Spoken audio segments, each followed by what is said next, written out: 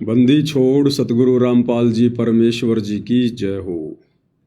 परम पिता परमात्मा सारी सृष्टि के रचनहार कुल मालिक असंख्य ब्रह्मांडों के स्वामी जगत गुरु तीनों लोकों में प्रवेश करके सबका धारण पोषण करने वाले राजाधिराज आत्माधार नाथों के नाथ देवों के देव महादेव सर्वेश्वर महेश्वर मृत्युंजय अजरो अमर आदि अनादि सनातनी प्रभु जगत पिता जगदीश्वर श्री श्री 1008 की उपाधि के वास्तविक अधिकारी अकाल मूर्त शब्द स्वरूपी राम वासुदेव सर्वगतम ब्रह्म परम पूज्य प्रथम पूज्य परम संत परम पुरुष परम धनी परम दयालु सत्य कबीर हक्का कबीर अल्लाहु कबीर अल्लाहु अकबर बाखबर अल्लाह ताला जगत के तारणहार जगत के मुक्तिदाता जगत के जगन्नाथ हारे के सहारे हिंदुओं के राम मुसलमानों के अल्लाह सिखों के वाहिगुरु ईसाइयों के मसीह दया के सागर दया निधि करुणा के सागर करुणा निधि स्वयंभू परिभू संकट मोचन कष्ट हरण मंगल करण दुख भंजन अविगत कबीर निर्विकार निर्विषम परमात्मा अलय अलेख सतगुरु आदि अनादि सतगुरु असली मर्यादा पुरुषोत्तम असली राम असली कृष्ण असली घनश्याम असली मुरारी राजाओं के राजा महाराजाओं के महाराजा शहंशाहों के शहंशाह सम्राटों के सम्राट भगवानों के भगवान अल्लाहों के अल्लाह प्रभुओं के प्रभु मसीहाओं के मसीह सच्चे वाहिगुरु बाबाओं के बाबा पीरों के पीर सेठों के सेठ जगत सेठ सावड़सा सेठ सर्वगुण संपन्न अनंत कोटि कलाओं के स्वामी अनंत कोटि ब्रह्मांडों के नायक योगियों में महायोगी ध्यानियों में महाध्यानी सिद्धों में परम सिद्ध ज्ञानियों में तत्वज्ञानी ब्रह्म ज्ञानी महाज्ञानी परम ज्ञानी सर्वश्रेष्ठ ज्ञानी विज्ञानी युवा कबीर समृद्ध कबीर असमवात अमित ओजा सच्चे रहनुमा करीम अल्लाह सुभान अल्लाह दुनिया के अंतिम पैगंबर 8 सितंबर 1951 से गांव धनाना जिला सोनीपत हरियाणा भारतवर्ष की पवित्र भूमि पर प्रकट रियल कल की भगवान श्री नारायण साकार हरि श्री बाबा साहिब नूर अनंत परमात्मा सच्चे दरवेश सच्चे बाखबर संत श्रोमणी सतगुरु रामपाल जी परमेश्वर जी के चरण कमल में साध संगति से जुड़े हुए आप और हम सभी सत्सेवक भाई बहनों का अनंत कोटि दंडवत प्रणाम। सत्साई भाई और बहनों, बहुत बड़ी दया बहुत बड़ी मेहर पूज्य गुरुदेव भगवान की परमेश्वर रामपाल जी की, जिनके शुभ आशीर्वाद से विशेष आशीर्वाद से आप और हम सभी साध संगति से जुड़े हुए सत्सेवक भाई बहन हर प्रकार से मर्यादाओं में रहते हुए संघर्ष करते हुए एक साधारण सा जीवन जीते हुए मोक्ष प्राप्ति के लिए सत भक्ति मार्ग पर गुरुदेव के अमर तत्व ज्ञान को आधार बनाकर निरंतर आगे की ओर बढ़ रहे हैं। परमपिता परमेश्वर पूज्य गुरुदेव भगवान सतगुरु रामपाल जी के विशेष आशीर्वाद के बिना भाई और बहनों इस कलयुग की पिछली पीढ़ी में इस शास्त्र अनुकूल सत भक्ति पर एक कदम भी मर्यादाओं के साथ आगे नहीं बढ़ा जा सकता। यदि गुरुदेव भगवान की विशेष रजा हम आत्माओं पर ना हो तो, अन्यथा आप जी देख ही रहे हो आए दिन सोशल मीडिया पर खुद सतगुरु रामपाल जी के वो 90% फॉलोवर जो वर्तमान में सतलोक आश्रमों से जुड़े हुए हैं, देखा देखी की भक्ति कर रहे हैं, भेड़ चाल में चल रहे हैं, उनका कोई स्टैंड नहीं है, कोई उनकी मर्यादा नहीं है। एक भी ऐसा गुरु वचन नहीं उन्होंने जिसकी धज्जियां ना उड़ाई हों। और साध संगति के माध्यम से हजारों की संख्या में वीडियो बनाए जा चुके हैं, उन भाई बहनों तक मैसेज भी पहुंच रहे हैं, वो देख भी रहे हैं समझ भी रहे हैं, उसके बावजूद भी वो सत्य का साथ देने से घबरा रहे हैं और ना ही खुद सत्य रास्ते पर चल पा रहे हैं। तो भाई और बहनों, भले ही वो आत्माएं सतगुरु की शरण में आ गई, उनके कोई पुरबले भाग थे, लेकिन उनके संस्कार अभी कमज़ोर हैं। जो वो आत्माएं सत्य पर नहीं चल पा रही हैं, भीड़ का हिस्सा बनी हुई हैं। और दूसरी तरफ साध संगति से जुड़े हुए भाई बहन हैं, किस कदर वर्तमान समय में भक्ति मार्ग पर अपनी मर्यादा बचाने के लिए फूंक फूंक के कदम रख रहे हैं, फूंक फूंक के। इतना भय, इतना डर उन्हीं आत्माओं को होता है जिन आत्माओं को ज्ञान समझ में आ जाता है, क्योंकि भय बिना भक्ति नहीं होती। और भय उत्पन्न होता है सतगुरु के ज्ञान से, तत्व ज्ञान से। और ये ज्ञान, तत्व ज्ञान उन्हीं आत्माओं के हृदय में समाता है जो सतगुरु प्रेमी आत्माएं होती हैं, जो मोक्ष की अधिकारी आत्माएं होती हैं। आजकल आप जी देख रहे हैं सोशल मीडिया पर देश दुनिया में किस कदर काल और प्रकृति अपना कहर ढा रहे हैं, किस कदर तांडव मचा हुआ है।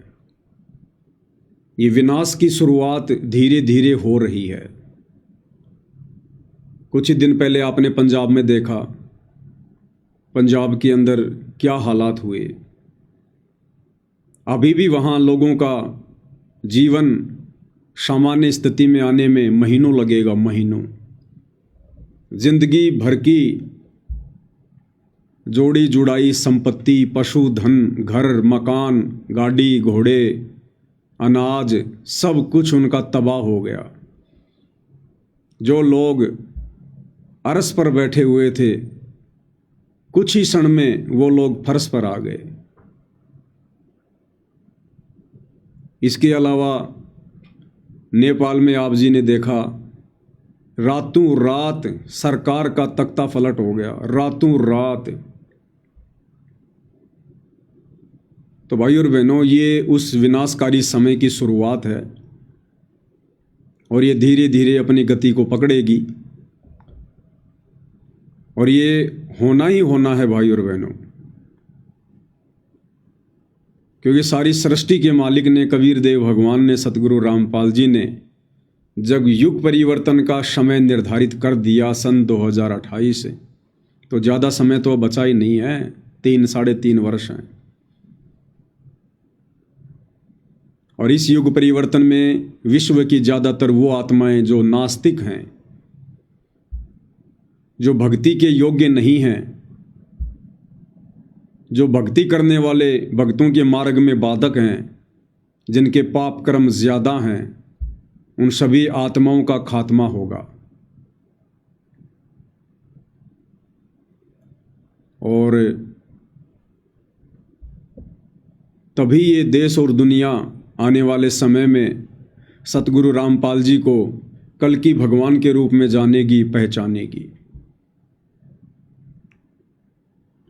अन्यथा भाई और बहनों, मानव तन में आए हुए कबीर भगवान सतगुरु रामपाल जी को, जो कि एक सामान्य संत की भांति, एक सामान्य व्यक्ति की भांति दिखाई दे रहे हैं, अगर ये सब कुछ नहीं हुआ तो उन्हें कोई भी परमात्मा मानने वाला नहीं है। और परमात्मा जिस कार्य के लिए आते हैं, समय आने पर परमात्मा उसको सत्य भी साबित करके दिखाते हैं। तो अंत में दुनिया को मानना पड़ेगा, नाक रगड़नी पड़ेगी, अपनी जान की भीख मांगनी पड़ेगी।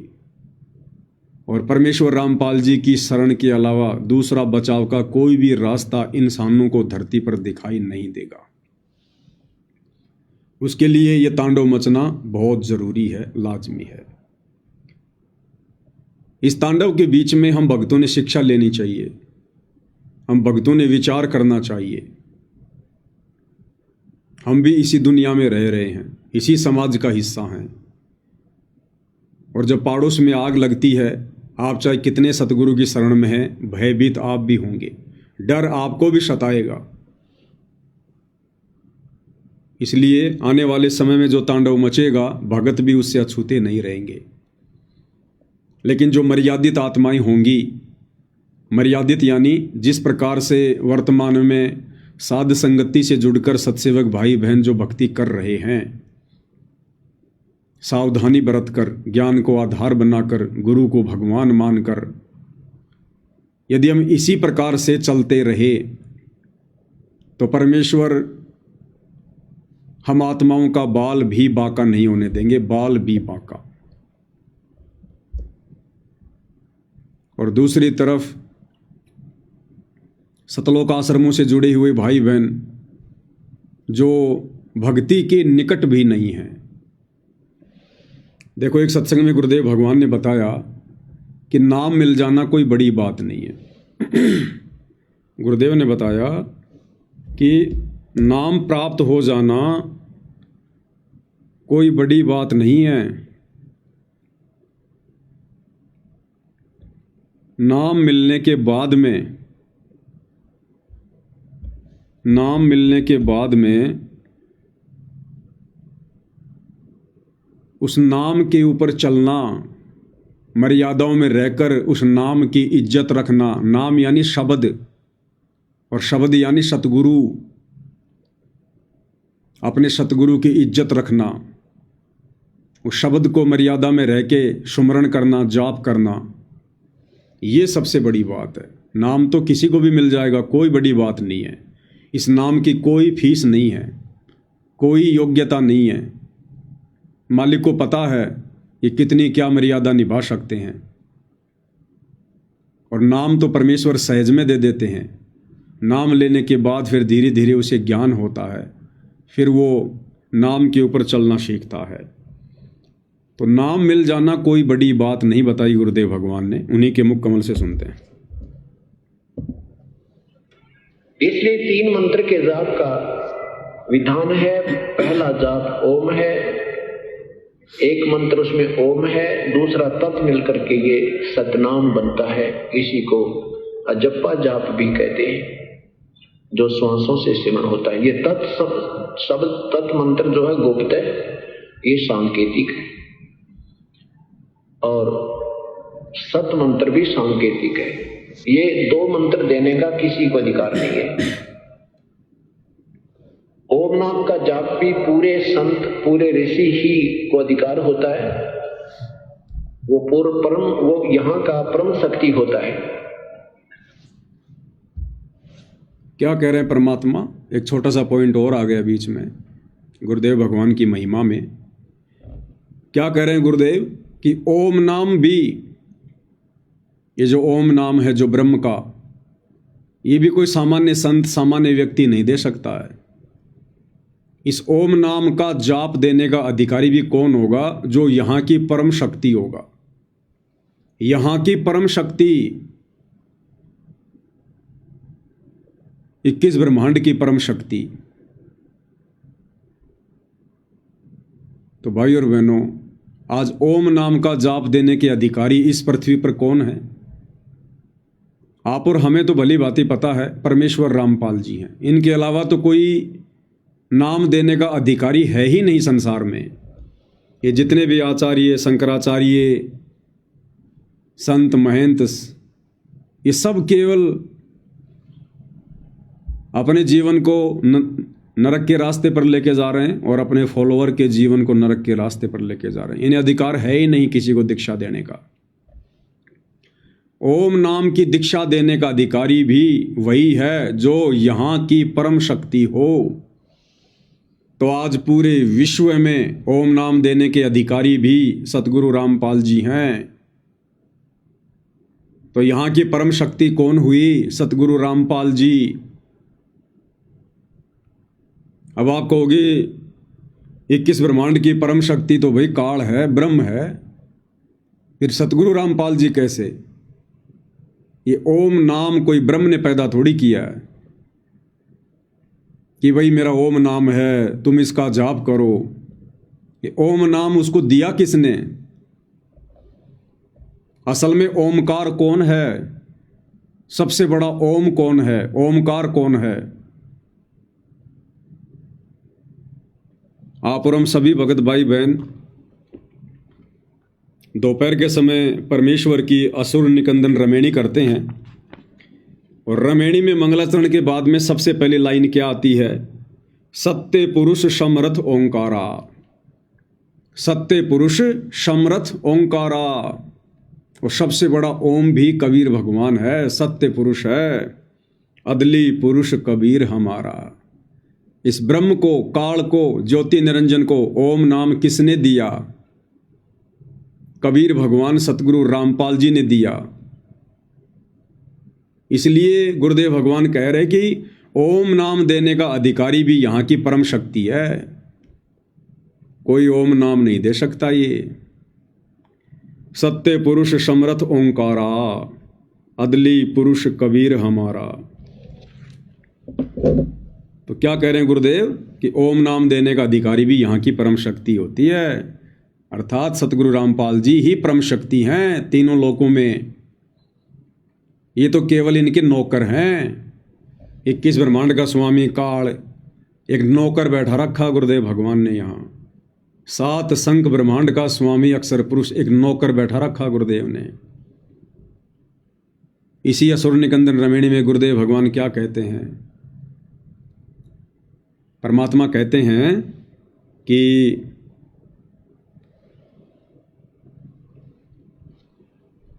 ये जो काल है, जो ब्रह्म है, ये परमेश्वर का चेहरा है, चेहरा। धर्मराय आदि युगादि चेहरा, सुर असुरों का करे निबेरा। ये जो धर्मराय है, जो काल है, ये आदि युगादि चेहरा, ये परमेश्वर का नौकर है सदा से। सुर असुरों का करे निबेरा, अच्छी और बुरी आत्माओं का निर्णय करने के लिए एक जज के रूप में परमात्मा ने इसको यहाँ बैठा रखा, एक जेलर के रूप में। क्योंकि ये जो 21 ब्रह्मांड है, ये सतलोक की जेल है। जो आत्मा सतलोक में गलती करती है उसको सजा के लिए यहाँ 21 ब्रह्मांड में भेज दिया जाता है। ये काला पानी की सजा है। और यहाँ का एक जेलर बना दिया गुरुदेव ने, एक नौकर छोड़ दिया अपना। काल ब्रह्म धर्मराय आदि युगादि चेहरा और सुर असुरों का करे निबेरा, जो यहाँ पर सबको कर्मानुसार दंड देता है। तो सबसे बड़ी परम शक्ति स्वयं सतगुरु रामपाल जी भगवान, कबीर परमात्मा। देखो भाइयों और बहनों, इस ब्रह्म को जो ओम मंत्र दिया, ये भी कबीर भगवान सतगुरु रामपाल जी ने दिया। तो ये ओम मंत्र भी वैसे रियल में, असल में कबीर भगवान सतगुरु रामपाल जी का ही है, उन्होंने दिया। उसके बाद परमात्मा श्री ब्रह्मा जी को मिले, फिर उन्होंने ब्रह्मा जी को ओम मंत्र का जाप दिया। ब्रह्मा जी को तो उससे पहले पता ही नहीं था ओम क्या है। दिया किसने ओम नाम का जाप? हम तो कह देते हैं कि ओम नाम का जाप ब्रह्मा जी का है। अरे ब्रह्मा जी को दिया किसने? कबीर भगवान सतगुरु रामपाल जी ने, अग्नि ऋषि के रूप में, किसी युग में जोगजीत के रूप में, कभी सहजदास के रूप में जाते हैं परमात्मा। फिर विष्णु जी को परमात्मा ने हरियम नाम दिया। तो हरियम नाम कोई विष्णु जी ने पैदा थोड़ी किया। दिया किसने? कबीर भगवान ने गुरु रूप में। तो मंत्र किसका हुआ हरियम? कबीर भगवान का, सतगुरु रामपाल जी का। इसी प्रकार उन्होंने गणेश जी को किलियम दिया। तो गणेश जी ने थोड़ी पैदा किया किलियम, दिया किसने? कबीर भगवान सतगुरु रामपाल जी ने। तो असल में यह मंत्र है किसका? सतगुरु रामपाल जी भगवान का। ऐसे ही सोहम मंत्र परमात्मा ने शिव जी को दिया। तो देने वाला कौन? कबीर भगवान सतगुरु रामपाल जी। तो भाई और बहनों, जिसको शतनाम मिला हुआ है वो भाई बहन प्रथम नाम को हल्के में ना लें कि भाई ये प्रथम नाम तो देवी देवताओं के हैं। ये सातों के सातों नाम कबीर भगवान सतगुरु रामपाल जी के हैं। सातों के सातों नाम। हाँ, इनके कार्य अलग अलग हैं, इन मंत्रों के, इनसे लाभ अलग अलग मिलता है। जिस प्रकार भारत सरकार अपने सैनिकों को, किसी को तो एक रिवॉल्वर देती है, किसी को AK-47 देती है, किसी को गोला बारूद देती है, किसी को लड़ाकू विमान देती है, किसी को मिसाइल देती है, किसी को परमाणु हथियार देती है। तो वो दे कौन रही है? भारत सरकार दे रही है। अब वो पिस्तौल अपने लेवल का काम करेगी, परमाणु बम अपने लेवल का काम करेगा, लड़ाकू विमान अपने लेवल का काम करेगा, और उनको चलाने वाले भी अलग अलग होंगे। वो भारत सरकार नहीं चलाएगी, जिनको अधिकारी नियुक्त किया गया है वो लोग उनका प्रयोग करेंगे। तो इसी प्रकार ये जितने भी मंत्र हैं जो इन देवी देवताओं को प्रदान किए गए हैं, ये सच्ची सरकार सतगुरु रामपाल जी भगवान ने प्रदान किए हैं, और इन देवताओं को परमात्मा ने यहाँ का अधिकारी बना दिया। जिसका जैसा सामर्थ्य है उस हिसाब से परमेश्वर ने इनको ये मंत्र प्रदान कर दिए। तो सतनाम मिलने के बाद में जैसे गुरुदेव भगवान हमें कहते हैं कि बच्चों, सतनाम की प्राप्ति के बाद में हमने सतनाम का ज़्यादा सुमरण करना चाहिए, ज़्यादा से ज़्यादा। प्रथम नाम की भले हम 1 या 2 ही माला कर लें, लेकिन सतनाम मिलने के बाद में प्रथम नाम से ज़्यादा महत्व हमने सतनाम को देना है। इसका मतलब ये नहीं है कि प्रथम नाम को हल्के में लेना है, नहीं। भले ही हम 1 ही माला करें प्रथम नाम के सतनाम मिलने के बाद में, लेकिन वो 1 माला भी बड़ी श्रद्धा से, जो विधि गुरुदेव ने बताई है, सुरती नृत्य और मन के साथ में, ये सोचकर कि ये मंत्र वास्तव में मेरे परमात्मा के हैं, मेरे गुरुदेव भगवान के हैं। इन मंत्रों का सुमरण भी मेरे गुरुदेव भगवान का सुमरण है, मेरे परमात्मा का सुमरण है। अगर मेरे परमात्मा, मेरे गुरुदेव भगवान ये मंत्र इन देवी देवताओं को प्रदान ना करते, इनके ऊपर दया ना करते, तो ये देवी देवता कहाँ से हमारे को लाभ देते। जड़ अगर पूरे पेड़ को पोषण ना देती तो टहनियाँ कहाँ से होती, टहनियाँ नहीं होती तो फिर फल किसके लगते। तो मैन कौन हुआ? जड़, जो प्रोक्ष है, गुप्त है, जड़ से खाद लेकर पानी लेकर पूरा पेड़ अपना विकास कर पाया है। तो इसी प्रकार हमने प्रथम मंत्र को भी विशेष श्रद्धा के साथ में, और प्रथम मंत्र तो वैसे भी विशेष श्रद्धा के साथ में जाप करने योग्य है, क्योंकि 7 मंत्रों में जो सबसे पहला मंत्र है, जो गुरुदेव भगवान ने ज्ञान गंगा पुस्तक में सार्वजनिक किया हुआ है, शत शुक्रत अविगत कबीर, ये परमेश्वर की पूजा का मंत्र है। यार यही तो है सार नाम, यही तो है सार शब्द, सब कुछ यही है जो परमात्मा हमें शुरू में दे देते हैं। भाई परमात्मा एक है, उनका मंत्र भी एक ही है, और गुरुदेव ने स्पष्ट कर ही दिया है। वैसे जब जब भूल पड़े पुस्तक में और गरीबदास जी की वाणियों में तो खुल के परमात्मा ने कह दिया कि यो सार शब्द सतगुरु कबीर है, यो सार शब्द सतगुरु कबीर है। तो सतगुरु कबीर कौन है बताओ? आज हमारे गुरुदेव भगवान ही तो हैं सतगुरु कबीर। और कबीर उनके शरीर का नाम थोड़ी है, कबीर उनके शरीर का नाम नहीं है। शरीर तो आप और हमारे हैं, परमात्मा का शरीर थोड़ी है। आप और हमारी तरह हाड़ मांस का शरीर थोड़ी है जो उनके शरीर का नाम होगा कबीर। कबीर उनकी मुक्ति का नाम है, मोक्ष मंत्र है, ये सार शब्द है। ये कबीर यानी गुरुदेव भगवान सतगुरु रामपाल जी। जैसे गुरुदेव सत्संग में कहते हैं कि इस कबीर नाम को यदि आपने वैसे भी स्वाभाविक भी कभी जाप कर लिया तो भी आप पुण्य के भागी बनते हैं। इस कबीर नाम को यदि आपने वैसे भी जाप कर लिया, मुंह से बोल दिया, तो भी हमारे पुण्य बनते हैं, पुण्य। जैसे कि बर्फ को यदि हमने गलती से हाथ लगा दिया वो ठंडक ही देगी, अग्नि में यदि हमने गलती से हाथ डाल दिया वो जलाएगी। इसी प्रकार कबीर परमेश्वर के मोक्ष मंत्र, कबीर का ये गुण है, स्वभाव है। यदि वैसे भी कोई इस मंत्र का जाप कर लेगा तो भी वो पुण्य का भागी बनेगा। चाहे किसी ने अपने बेटे का नाम रखा है कबीर, भले वो उसको अपने बेटे के रूप में पुकार रहा है, ए कबीर, कहाँ रे कबीर, कबीर कहाँ गया, तो भी उस नाम का जाप करने से वो पुण्य का भागी बन रहा है, अनजाने में भी। इसीलिए भगवान ने अपना वैदिक नाम रखा कबीर देव। कि ये नालायक वैसे तो मुझे परमात्मा नहीं मानेंगे, लेकिन मेरी कहीं चर्चा करेंगे और कहेंगे कि हमारे गुरुजी का नाम है कबीर। अरे तुम्हारे गुरुजी का क्या नाम है? कबीर। तो बार बार इस कबीर का नाम लेने से भी ये पुण्य के भागी बनेंगे, पुण्य के भागी। इसलिए सत्य पुरुष ने, परम अक्षर ब्रह्म ने अपना वैदिक नाम रखा कबीर। तो प्रथम मंत्र में सबसे पहला जो नाम है यही तो परमेश्वर की मुक्ति का नाम है, मोक्ष मंत्र है ये। ज्ञान गंगा पुस्तक में परमात्मा ने साफ साफ लिखा हुआ है कि सत सुकृत अविगत कबीर, ये परमात्मा की पूजा का मंत्र है। पूजा, ये पूजा है परमात्मा की। तो प्रथम नाम को हमने हल्के में नहीं लेना चाहिए, विशेष श्रद्धा के साथ में हम भगत भाई बहनों ने अपने गुरुदेव की आदेश की पालना करते हुए इसको सुमरण करना चाहिए। और शतनाम मिलने के बाद में फिर हमने शतनाम को ज़्यादा महत्व देना है। ज़्यादा महत्व देने का मतलब सुमरण ज़्यादा करना है। इम्पोर्टेंस तो दोनों की बराबर है, लेकिन फिर हमने सुमरण ज़्यादा शतनाम का करना है, क्योंकि सतनाम के जाप से फिर हमारे कुछ विशेष जो पाप कर्म है वो कटने शुरू हो जाते हैं। तो परमात्मा यहाँ क्या कह रहे हैं कि ये ओम मंत्र देने का अधिकारी भी यहाँ की परम शक्ति है, परम शक्ति।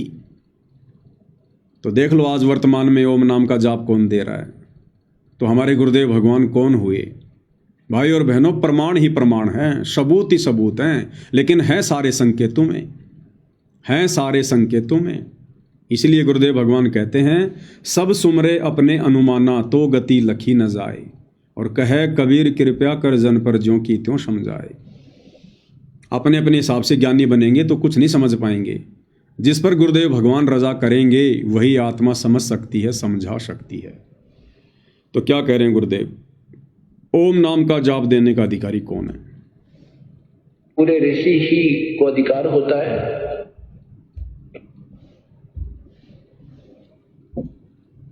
ओम नाम का जाप भी पूरे संत, पूरे ऋषि ही को अधिकार होता है। वो पूर्ण परम, वो यहाँ का परम शक्ति होता है, परम शक्ति। और पूर्ण परमात्मा स्वयं आते हैं या उसका अपना कोई दास भेजते हैं, उनको पूर्ण अधिकार होता है। वो तीनों मंत्र प्रदान कर सकता है। वो भी या तो पूर्ण परमात्मा स्वयं आते हैं या अपना कोई दास भेजते हैं, वही इन मंत्रों को दान करते हैं।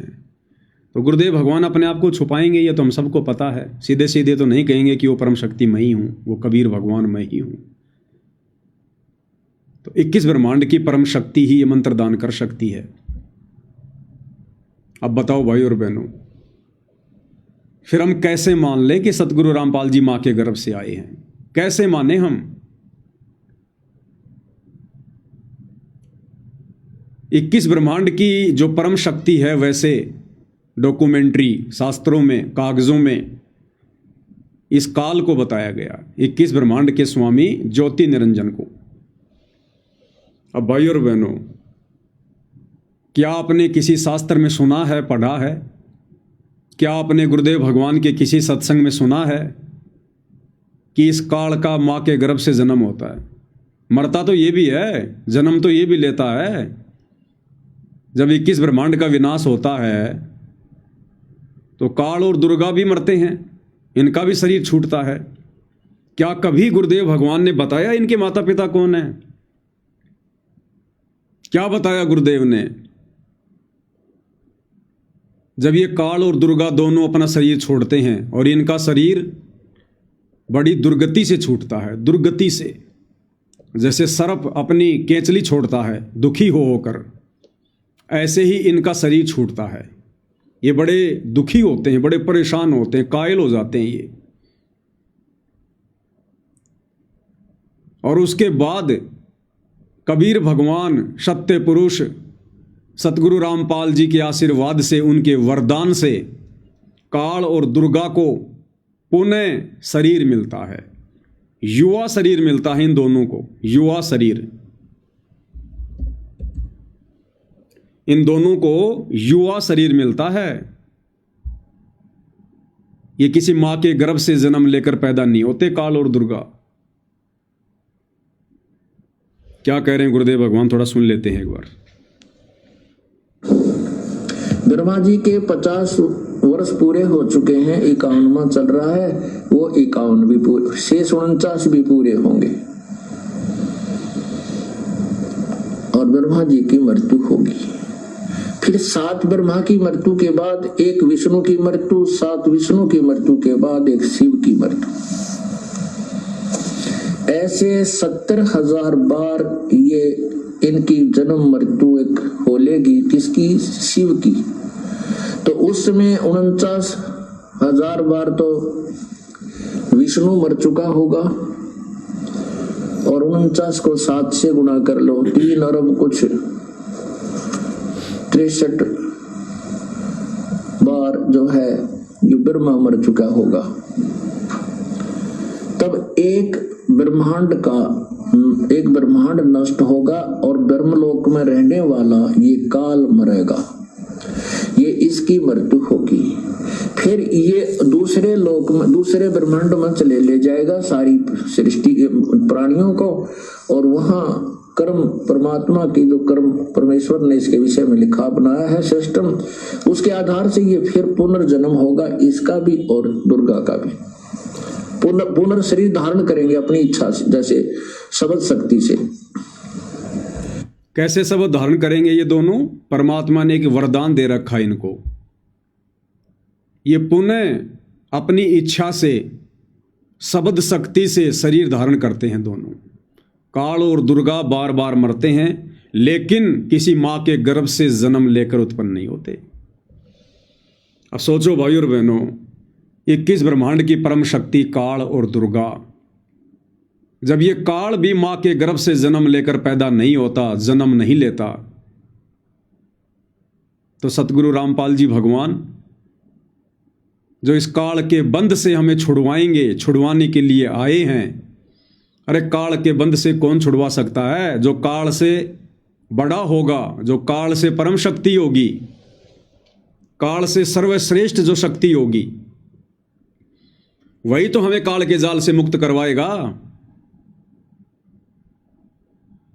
और जब ये काल ही मां के गर्भ से जन्म लेकर उत्पन्न नहीं होता, तो वो परम शक्ति सतगुरु रामपाल जी भगवान जो काल के सिर पर पैर रखवा कर हमें शतलोक लेकर जाएंगे, क्या वे सतगुरु रामपाल जी भगवान मां के गर्भ से जन्म लेकर आएंगे?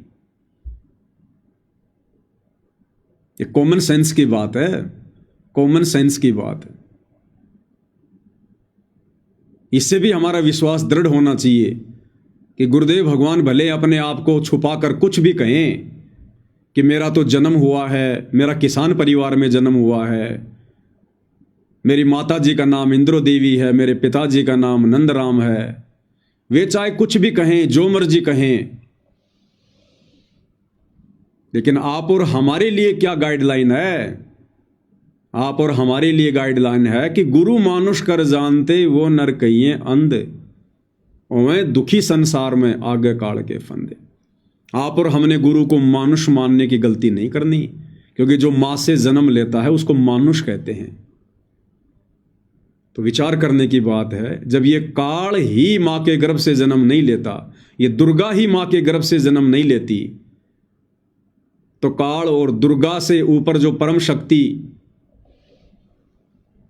जो इस ओम नाम के जाप को देने की अधिकारी है, इस ब्रह्मांड की परम शक्ति, क्या वो मां के गर्भ से जन्म लेकर आएगा? इसलिए जो भगत भाई बहन अपने गुरुजी के विषय में ऐसी घटिया सोच रखते हैं कि गुरुजी का जन्म हुआ है, वो भक्ति योग्य भगत नहीं है, वो भक्ति योग्य प्राणी नहीं है, मोक्ष के अधिकारी प्राणी नहीं है वो।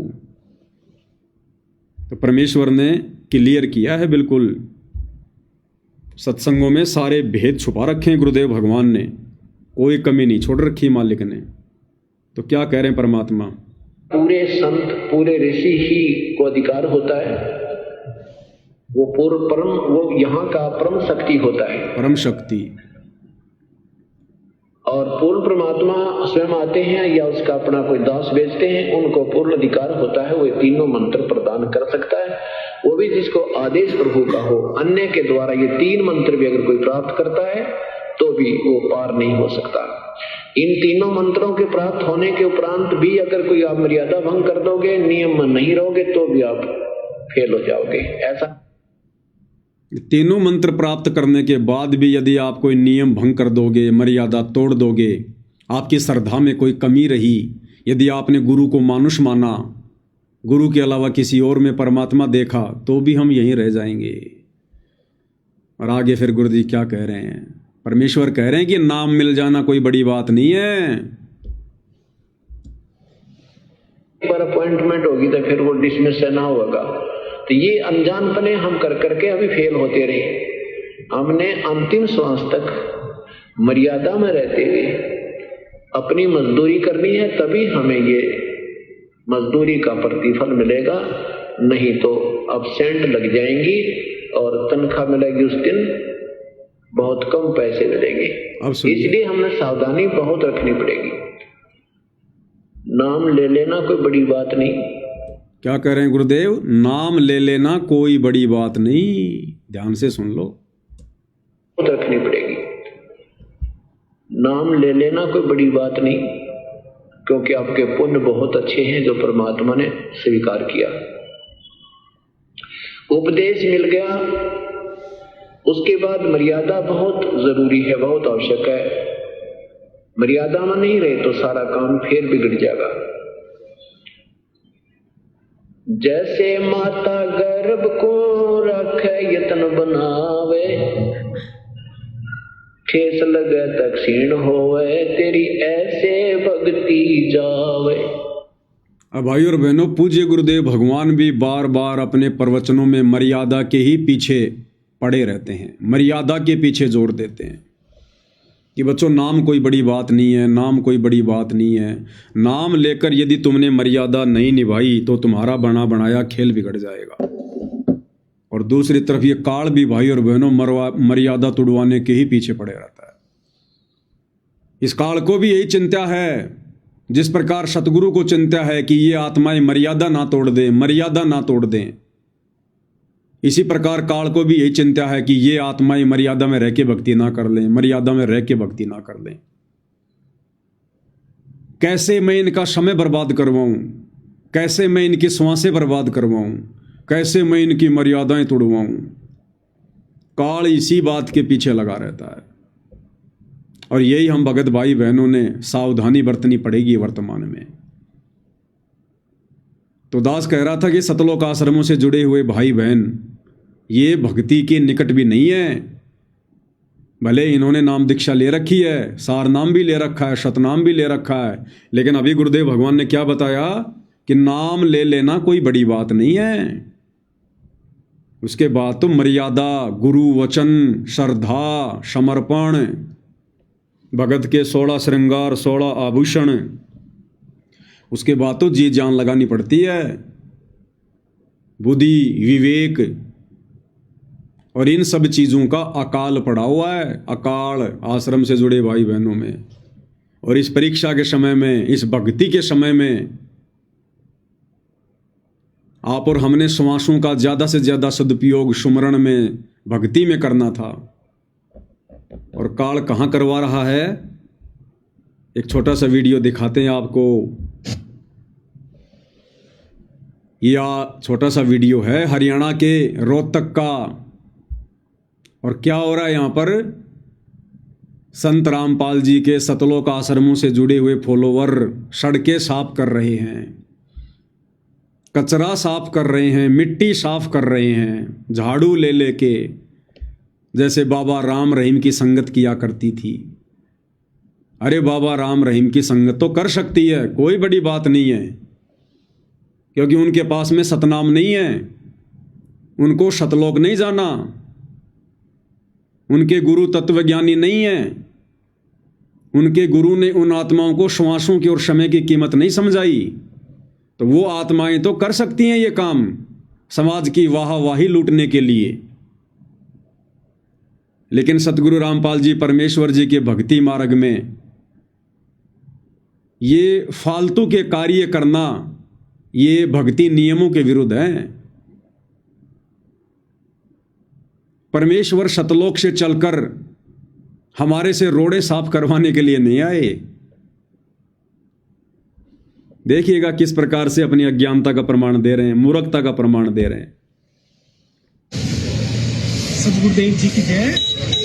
परमात्मा की कृपा से आज रोहतक के जीन चौक पर संत रामपाल जी महाराज जी के अनुयायियों के द्वारा सफाई अभियान चलाया जा रहा है, जिसमें बड़ी तादाद में माताएं बहनें भी हैं और भगत भी आए हुए हैं और बहुत जोरों शोरों से सफाई अभियान चलाया जा रहा है ताकि लोगों में भी सफाई को लेकर, स्वच्छता को लेकर और समाज सेवा को लेकर एक जागरूकता फैल सके।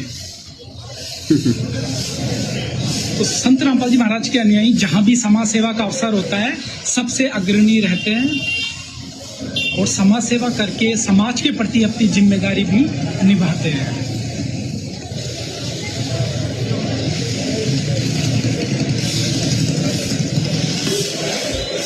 बताओ, ये लोग इसलिए झाड़ू लगा रहे हैं रोडों पर, इसलिए साफ सफाई कर रहे हैं, मिट्टी फाँक रहे हैं कि लोग साफ सफाई के प्रति जागरूक हो सकें। अरे लोगों को भक्ति के प्रति जागरूक करो, आत्म कल्याण के लिए जागरूक करो।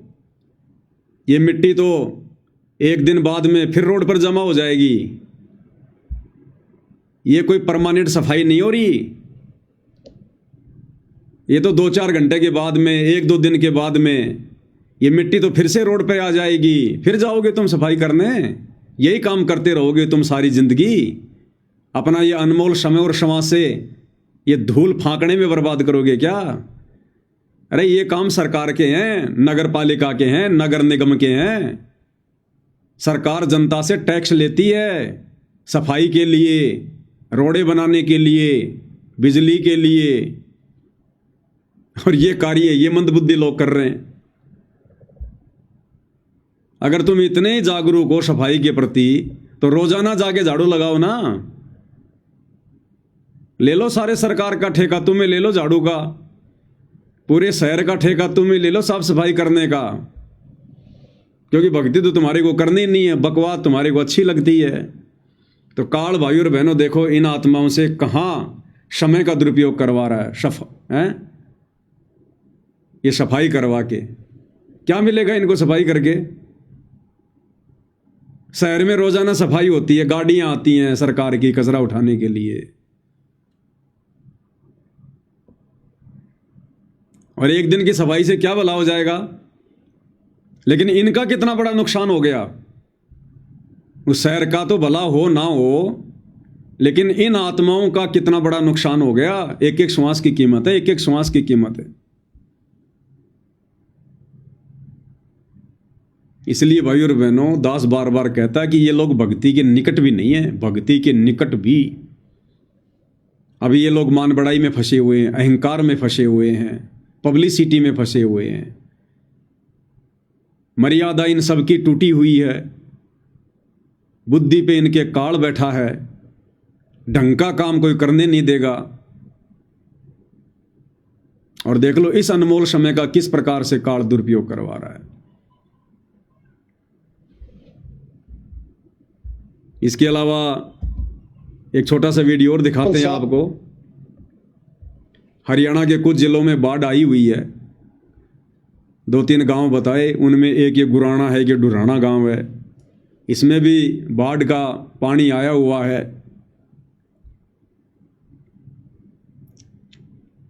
काल भाई और बहनों ऐसी प्रेरणा करेगा, ऐसी प्रेरणा करेगा। इस गांव के सरपंच ने,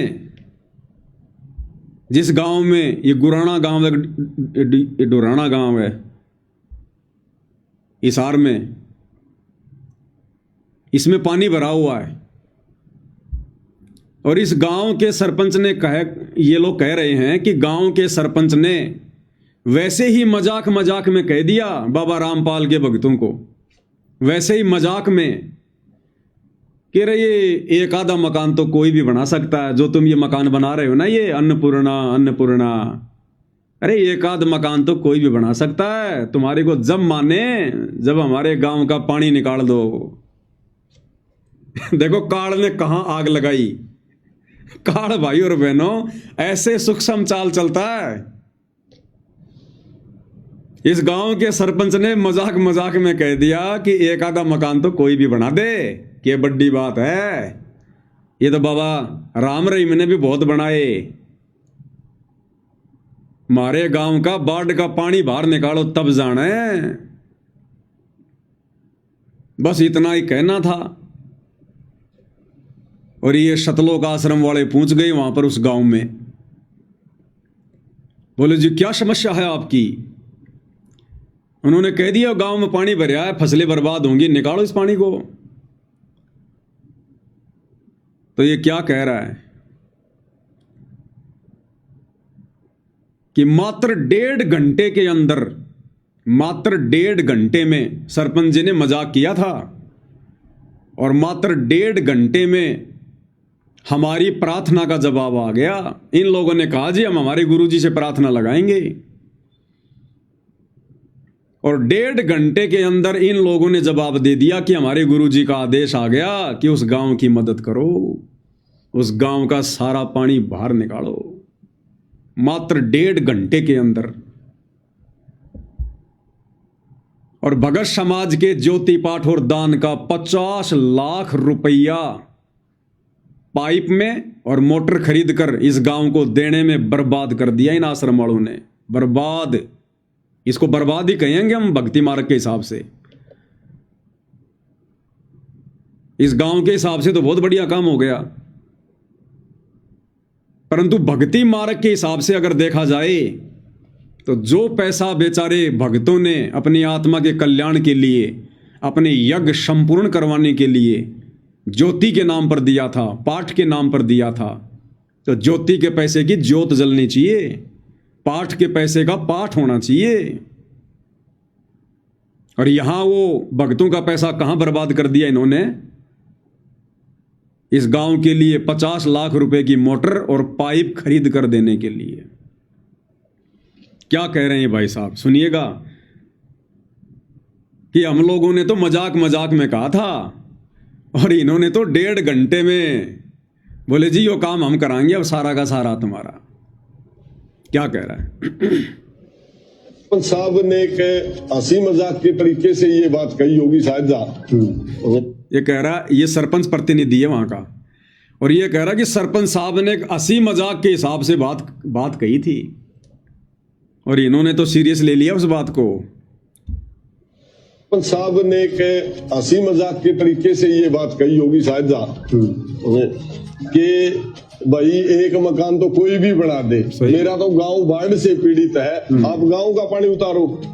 तो फिर कमेटी ने कहा सरपंच साहब हम जरूर आपकी जो ये प्रार्थना है ये संत रामपाल जी महाराज को पहुंचा रहे हैं। तो 1.5 घंटे में ही रिस्पॉन्स आ गया और टीम ने वापस पूरे गांव में कहा कि भाई हम आपको आपकी डिमांड बताओ क्या है। पूरी ग्राम पंचायत ने कल ये डिमांड दी और आज 24 घंटे के अंदर, इतना जल्दी तो मतलब प्रशासन ने मारा, पिछले 6-7 दिन हो गए प्रशासन ने लगे हुए, इतनी जल्दी तो प्रशासन ने भी मदद नहीं पहुंचाई जितनी जल्दी संत रामपाल महाराज जी ने जो गांव की मदद करने का।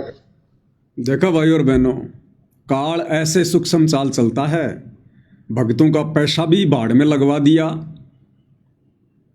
भक्तों का समय भी बर्बाद करवा दिया। कह रहा कि 1.5 घंटे में हमारी प्रार्थना का जवाब आ गया। 1.5 घंटे में, हमने तो खाली मजाक मजाक में कहा था। और ये होते हैं आदेश जो हमें सुनाया जाता ना कि गुरुजी का आदेश आ गया, गुरुजी का आदेश आ गया। ऐसे आदेश आते हैं गुरुजी के, गुरुजी की तरफ से कोई आदेश नहीं आता, ये जबरदस्ती के आदेश लिए जाते हैं गुरुजी से। अरे गांव वाले तो पता नहीं क्या डिमांड करेंगे, गांव वाले तो पता नहीं क्या क्या मजाक करेंगे। हम भगत मूर्ख हैं क्या जो हर किसी की बात को उठाकर अपने गुरुजी के चरणों में रख देंगे? गांव वाले तो कल को कहेंगे हमारे गांव में शराब का ठेका नहीं है, एक मकान तो कोई भी बनवा दे, एक शराब का ठेका बनवा के दिखाओ। तो क्या ये प्रार्थना तुम गुरुजी के चरणों में लगाओगे क्या? अरे ये गांव का पानी निकालना है कि नहीं निकालना, ये प्रशासन का काम है, सरकार का काम है। टैक्स लेती है गवर्नमेंट। इस गांव ने वोट दिए, एमएलए बनाए, मंत्री बनाए, प्रधानमंत्री बनाए हैं, ये प्रशासन का काम था। और इनके कर्म, इस गांव वालों के कर्म, इनका पानी निकलता या नहीं निकलता, हम भक्तों ने कोई ठेकेदारी ले रखी है भाई? अरे आने वाले समय में तो ये कर्म की मार नगर नगर पे पड़ेगी, गांव गांव पे पड़ेगी, पूरे विश्व पे पड़ेगी। तुम किस किस का पानी निकालोगे भाई? तुम किस किस की मोटर लगाओगे, किस किस का पानी लगाओगे, ये कर्म की मार तो पूरे विश्व पे पड़ेगी भाई। और तुम आगे से आगे बढ़कर इनकी मदद कर रहे हो, ये क्यों भक्ति करेंगे भाई? अरे इनके ऊपर तुम आपत्ति तो आने नहीं दे रहे, और जब आपत्ति नहीं होगी, परेशानी नहीं होगी, तो भक्ति कौन करेगा, कौन नाम लेगा? तो ये भाई और बहनों जबरदस्ती काल फंसा रहा है। इन कुपात्रों को जो पैसा दिया है भगत समाज ने ज्योति और पाठ का इस परीक्षा के समय में, उसका दुरुपयोग करवा रहा है काल। तो ऐसे होते हैं इनके आदेश आश्रम वालों के, गुरु जी की तरफ से कोई आदेश नहीं आते। इन्होंने जबरदस्ती जाकर प्रार्थना लगाई है कि गुरु जी ऐसे ऐसे उस गांव में पानी भर गया, और गांव वाले कह रहे हैं कि हमारा पानी निकालो। तो भैया परीक्षा का समय है, परीक्षा के समय में विद्यार्थी टीचर से कहेगा कि गुरुजी मैं भारत की राजधानी दक्षिणी अफ्रीका लिख दूं क्या? तो गुरु कहेगा बेटा लिख दे, देरी मत कर। गुरु सच्ची नहीं बताएगा परीक्षा के समय में। विद्यार्थी जैसा चाहेगा वैसा ही जवाब देगा गुरु। तो ये हैं इनके आदेश, जिन आदेशों पर आंख बंद करके ये नादान संगत चल रही है, अपना समय और क्षमा से बर्बाद कर रही है। और दूसरा विचारणीय विषय भाई और बहनों, दूसरा विचारणीय विषय, अगर तुम्हारी आंखें खुल जाएं तो बेचारा दुखी भगत समाज जब अपनी प्रार्थना लगाता है तो क्या कहा जाता है? भगत जी आपकी प्रार्थना का जवाब 3 दिन बाद आएगा, 2 दिन बाद आएगा, 24 घंटे बाद फोन करना, फलानी तारीख को फोन करना। जो बेचारा भगत समाज भक्ति कर रहा है, इन आश्रम वालों को बकवाद करने के लिए धन दे रहा है, उन बेचारे भक्तों की प्रार्थना का जवाब तो 3 दिन में, सप्ताह भर में। और ये गांव वाले निगुरे भक्तिहीन प्राणी, इनकी प्रार्थना का जवाब मात्र 1.5 घंटे में, इनकी प्रार्थना का जवाब केवल 1.5 घंटे में, और साथ में समाधान भी तुरंत समाधान। 50 लाख रुपए के पाइप और मोटर लेकर पहुंच गए तुरंत। और भक्तों की प्रार्थना का जवाब 3 दिन में, और समाधान क्या बताया जाता है? गुरु जी का आदेश है पाठ करवा दे 25,000 का, ज्योति करवा दे 2500 रुपए की। भक्तों के साथ में तो ये धोखाधड़ी। और ये जगत वाले भक्तिहीन प्राणी, जिनके पास भक्ति का टपका भी नहीं है,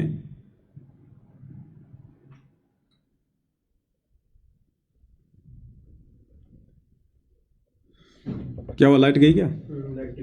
लाइट भी बंद हो गया? नहीं, लाइट तो चल रहा है भाई और बहनों। थोड़ा लाइट चली गई है, थोड़ा लाइट वाइट जलाते हैं।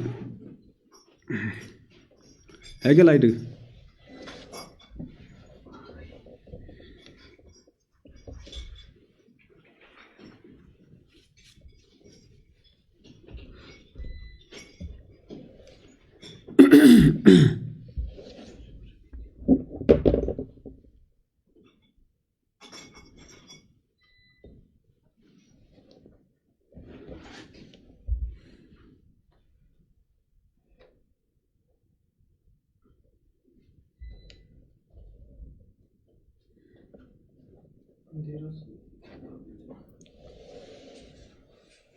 कोई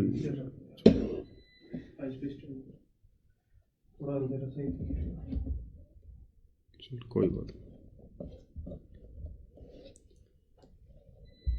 तो भाई और बहनों, बेचारे भोले भाले भगत जो परमात्मा की भक्ति कर रहे हैं, इन आश्रम वालों को बकवाद करने के लिए ज्योति पाठ और दान का पैसा दे रहे हैं। इनके एक इशारे पर रोडों की सफाई करते हैं, धूल फांक रहे हैं, राजनेताओं की रैलियों में जाकर अपना जीवन बर्बाद कर रहे हैं। जब वो भगत प्रार्थना लगाते हैं तो उनकी प्रार्थना का जवाब तो 3 दिन बाद आता है। और समाधान क्या बताया जाता है? 25,000 का पाठ करवा दे, 2500 रुपए की ज्योति करवा दे। और ये जगत वाले भक्तिहीन प्राणी इनकी प्रार्थना का जवाब, हंसी मजाक में लगाई गई प्रार्थना का जवाब मात्र 1.5 घंटे में। और समाधान क्या होता है? 50 लाख रुपए। लो जी, हमारे गुरुजी की तरफ से 50 लाख रुपए। तो भाई और बहनों, ये तो वो कहावत हो गई जो गुरुदेव अपने सत्संगों में बताते हैं कि बच्चों, वो किसान मूर्ख है जो बिना दूध देने वाली गाय को या भैंस को दूध देने वाली भैंस की खुराक खिला रहा है। तो जो दूध देने वाली गाय हैं, बेचारे भगत, उनको तो सूखी घास डाली जा रही है, और जो बाखड़ी गाय हैं जो दूध नहीं देती, उनके ऊपर 50-50 लाख रुपए वारे जा रहे हैं। इसलिए भगवान कहते हैं, निरंजन धन तेरा दरबार, यहां तनिक ना न्याय विचार। निरंजन धन तेरा दरबार, यहां तनिक ना न्याय विचार। ये भगत समाज ने विचार करना पड़ेगा। ये हम भगतों के काम नहीं थे, ये प्रशासन का काम है। पानी निकालना, मोटर लगाना, हमने बैठ के चुपचाप अपनी भक्ति करनी है। लेकिन काल तो भाई और बहनों बकवाद करवाएगा, बकवाद। वो क्यों चाहेगा कि कोई भक्ति कर ले? काल क्यों चाहेगा कि कोई भक्ति कर ले, मर्यादा में रह ले? तो काल तो भाई और बहनों बकवाद करवाएगा, बकवाद। इसलिए दास कह रहा है कि ये लोग भक्ति के निकट भी नहीं है, भक्ति के निकट भी। ये क्या जवाब देंगे आने वाले समय में, जब इनका परमात्मा से आमना सामना होगा, जब इस परीक्षा का रिजल्ट आएगा, तब ये क्या मुंह लेके खड़ा होंगे अपने गुरुदेव भगवान के सामने। आज उनको मानुष मानकर जो बकवाद ये लोग कर रहे हैं, अरे ये कर्म की मार तो आने वाले समय में पूरी दुनिया पर पड़ेगी, और दुनिया वालों से ज्यादा ये कर्म की मार तुम बकवाद करने वाले भक्तों पर पड़ेगी। फिर देखेंगे तुम्हारा पानी कौन निकालेगा।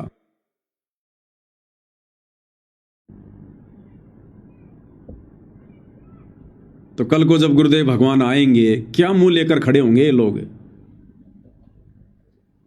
क्या जवाब देंगे ये लोग? आज उनको मानुष मानकर बकवाद कर रहे हैं। इनको डर नहीं है कि हमें भगवान देख भी रहा है, हमारी बकवादों को भगवान देख रहा है। हम बार बार जगत वाले लोगों की व्यर्थ की प्रार्थनाएं ले जाकर परमात्मा के सामने रख देते हैं। इस परीक्षा के समय में वो परमात्मा हमारे पीछे से अपने माथे में 3 थप्पियां मारता होगा कि मैंने किन गधों को गीता जी का ज्ञान दे दिया।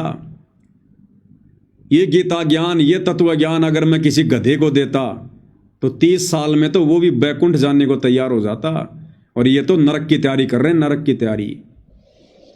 तो आज इनको डर नहीं है भाई और बहनों, जरा भी, बिल्कुल भी, कि कर को उस परमात्मा से आमना सामना भी होगा। फिर क्या जवाब देंगे? इस धरती पर तो कितनी बकवाद कर लो, जब त्रिकुटी पर जाओगे यही बाप मिलेगा, यही परमात्मा, यही सतगुरु। वहां क्या जवाब दोगे? वहां तुम्हारी बकवाद नहीं चलेगी। त्रिकुटी पर जाकर यह परमात्मा किसी का जीजा, साड़ा, फूफा, मामा, पिता, पति नहीं रहता। यहां तो तुम इसको मानुष मान के अपनी रिश्तेदारियों में बांध के कुछ भी कर लो।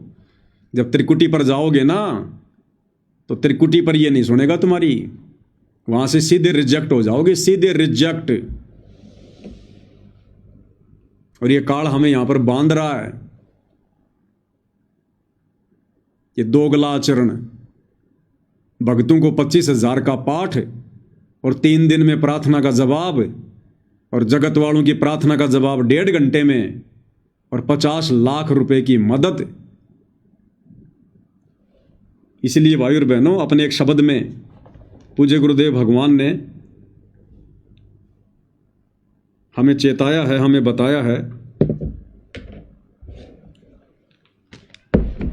गुरुदेव भगवान ने बताया कि एक बार मीराबाई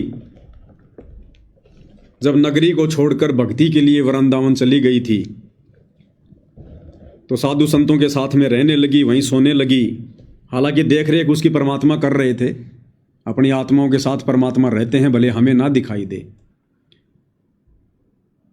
तो मीराबाई राजघराने से थी, राठौड़ परिवार से थी, शकल से भी सुंदर थी, युवा थी।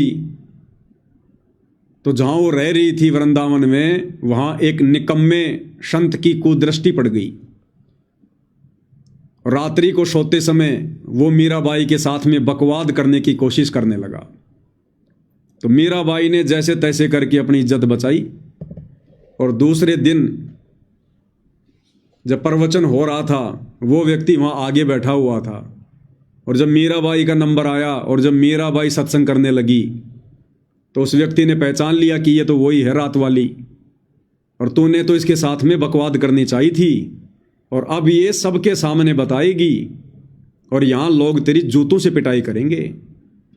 तो मीराबाई को देखते ही उस निकम्मी आत्मा ने, जो सबसे आगे बैठा हुआ था, उसने नीची गर्दन कर ली, नीची शर्मा गया, वो पानी पानी हो गया, पसीना आ गया। तो मीराबाई उसको क्या कहने लगी, सत्संग में तू शर्मावे, तेरे माड़े भाग से भाई रे, जहां ब्रह्मा विष्णु महेश दिखे थे, तनकती शर्म ना आई रे। सत्संग में तू शर्मावे, तेरे माड़े भाग से भाई रे, जहां ब्रह्मा विष्णु महेश दिखे थे, तनकती शर्म ना आई रे। ठीक इसी प्रकार भाई और बहनों, जब कल गुरुदेव भगवान के आगे इन सतलोक आश्रम वालों का आमना सामना होगा, जब परमात्मा सवाल जवाब करेगा, या त्रिकुटी पर जब सतगुरुदेव भगवान से आमना सामना होगा, सवाल जवाब होंगे, तब ये क्या जवाब देंगे? ये भी उस निकम्मी आत्मा की तरह शर्माएंगे, पसीने पसीने हो जाएंगे कि जिस समय तुम बकवाद कर रहे थे तब तुम्हारे को शर्म क्यों नहीं आ रही थी? ये कौन से भक्ति कार्य थे? परमात्मा कहेगा, जब मैं नीचे ज्ञान दे रहा था, सतगुरु बन के गया था। देखना भाई, फिर से गई लाइट।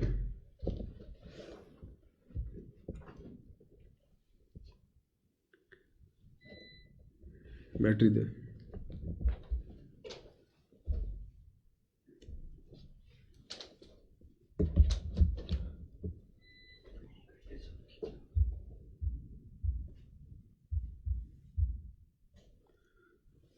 तो जब हम कल को त्रिकुटी पर जाएंगे, तब यही सतगुरुदेव भगवान मिलेंगे और वहां सवाल जवाब करेंगे।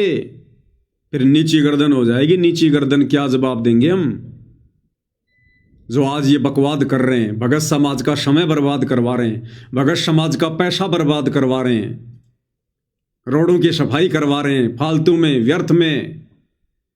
अरे ये समय भक्ति करने का था, परमात्मा में ध्यान लगाने का था, गुरु को प्रसन्न करने का था। और गुरु प्रसन्न रोडों पर झाड़ू लगाने से नहीं होता।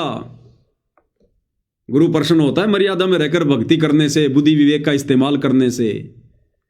ये गांव का पानी तो आज नहीं तो 2 दिन बाद में सरकार निकाल देती, नहीं तो गांव वाले खुद अपनी व्यवस्था करते। वो तुम्हारे भरोसे बैठे रहते क्या?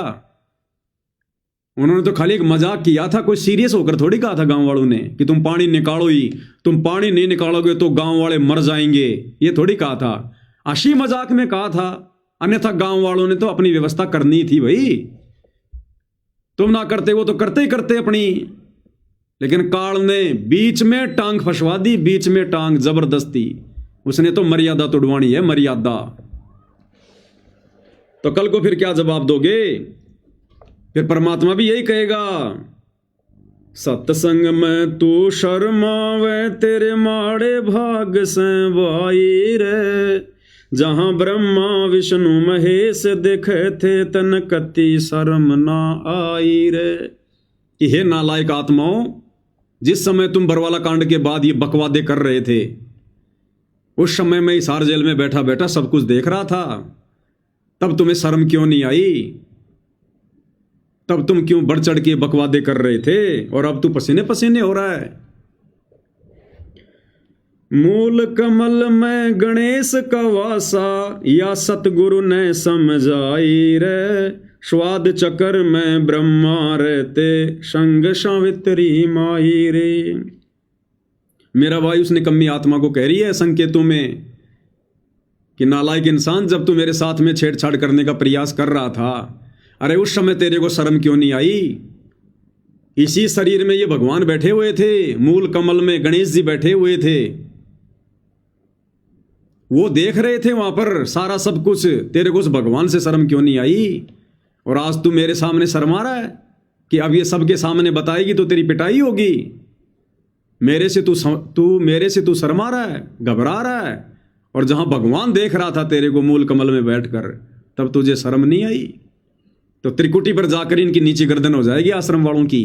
तब भगवान कहेगा, अरे गधे, जब मैं धरती पर था तब तो तू मेरे को मानुष मान रहा था, एक गुरु मान रहा था। उस समय तुझे डर नहीं बना, तुझे शर्म नहीं आई, और अब तू शर्मा रहा है।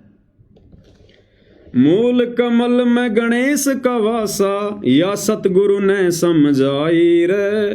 स्वाद चक्र में ब्रह्मा रहते, संग सावित्री माई रे। और स्वाद चक्र में बैठे हुए ब्रह्मा जी और सावित्री देख रहे थे, तब तुझे शर्म क्यों नहीं आई? नाभि कमल में विष्णु विशंबर, जाके 3 लोक ठुकराई रे। वहीं लक्ष्मी माँ देखे थी, तन जो जो कुबद कमाई रे। तो जो जो कुबद ये आश्रम वाले आज कमा रहे हैं, बरवाला कांड के बाद पथ भ्रष्ट कर दिया इन्होंने परमेश्वर की आत्माओं को, मर्यादा तुड़वा कर। कल को जवाब देना पड़ेगा इन सब का। सत्संग में तू शर्मावे, तेरे माड़े भाग से भाई रे। जहां ब्रह्मा विष्णु महेश देखे थे, तन कति शर्म ना आई रे। हृदय कमल में महादेव देवा, जिन अटल समाधि लाई रे। वहीं पार्वती माँ देखे थी, तन के सोची अन्यायी रे। ऐसे ही जवाब लेगा परमात्मा त्रिकुटी पर, जो आज इनका लीडर बना फिर रहा है ना आश्रम वालों का।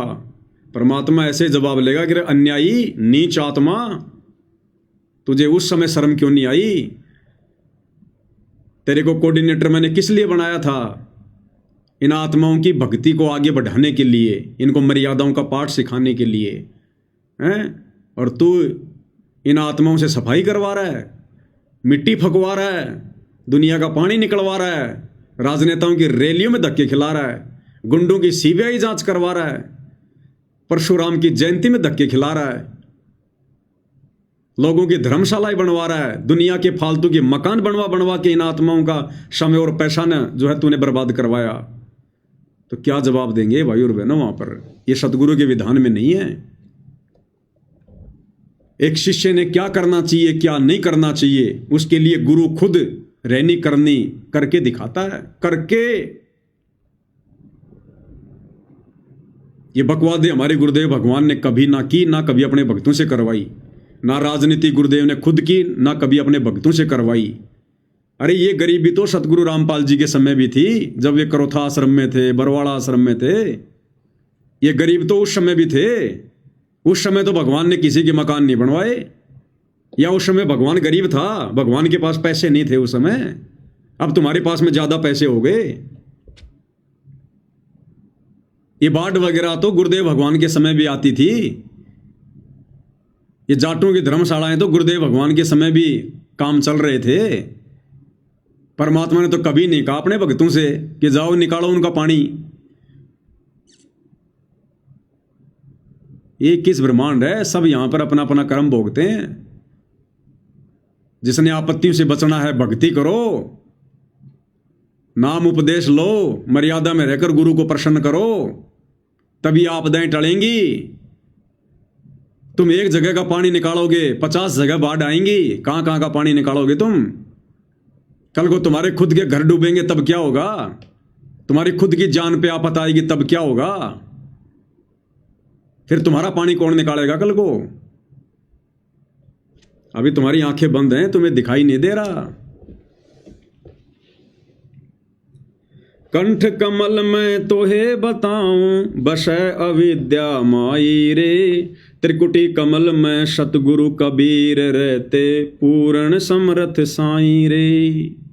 कि त्रिकुटी कमल में बैठा हुआ वो कबीर भगवान सतगुरु रामपाल जी भी देख रहा था और देख रहे हैं वर्तमान में परमात्मा इन सारी बकवादों को।